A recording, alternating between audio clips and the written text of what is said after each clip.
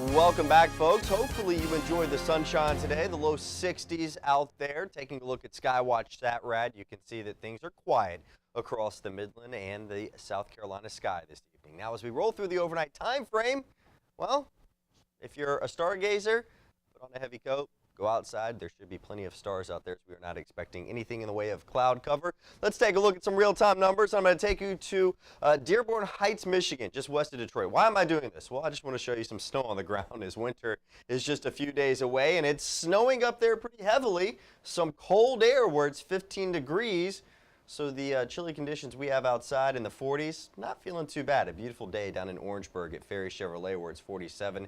They saw a high of 58. Now, why am I bringing all of this up? Well, there is a frontal boundary that we're watching, and yes, it will bring cooler temperatures. And I'll explain all of this in a little more detail coming up in just a moment. 44 in Rock Hill, 38 at Pilliam, 45 in Ridgeway, and in the city at Heath Woodhall, 43 degrees.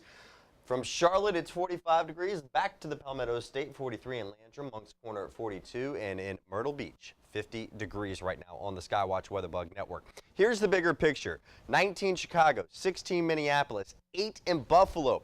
Typically, when we start to see these colder air masses dipping southward, we always think of, okay, there's a cold front. We're going to see a nice cool down happening. That's not the case with these numbers. So those extremely cold temperatures with the very chilly wind chills, that's going to actually remain to our north. And the reason why in this case is because of what we call the jet stream. It's basically this brick wall of air that's keeping all the cold air bottled to our north and allowing a southerly wind flow to the south to keep our temperatures relatively comfortable.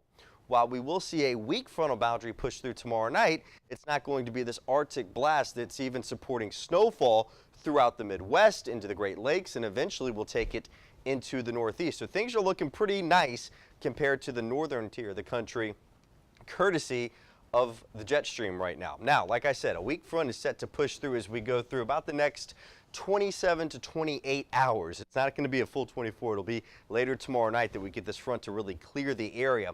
All this is going to do is shift our wind flow to a northerly flow and put our temperatures back to where they should be, which is the upper 50s versus the low 60s. And this will be short-lived as high pressure builds in behind it and allows for a nice warming trend across the area. 35, that will be the temperature tonight. That's where we should be this time of year. But compared to the normal 58, we're going above that tomorrow, up to 64 degrees. Winds will be west-southwesterly. It'll turn pretty breezy as well as that frontal boundary pushes through. And then as we roll through the next 7 days, there's a lot happening in this forecast. It's a pretty complex pattern once we go long range. Over the next 5 days, things are okay. From 64 Tuesday to 58 on Wednesday, but back into the 60s with increasing clouds on Thursday, and that's thanks to a southerly wind flow. Temperatures well above average come Friday. Winter officially starts at 12:11 in the afternoon on Saturday. 75 degrees on Saturday, and with the frontal boundary pushing through, we're looking at the potential for thunderstorms Saturday, even part of the day on Sunday, and then that 65-degree high on Monday, likely early in the day, as temperatures will start to fall once that frontal boundary pushes through. We'll talk about that one a little later on in the show. This is Watch Fox News at 10. Stay with us. We're back after the break.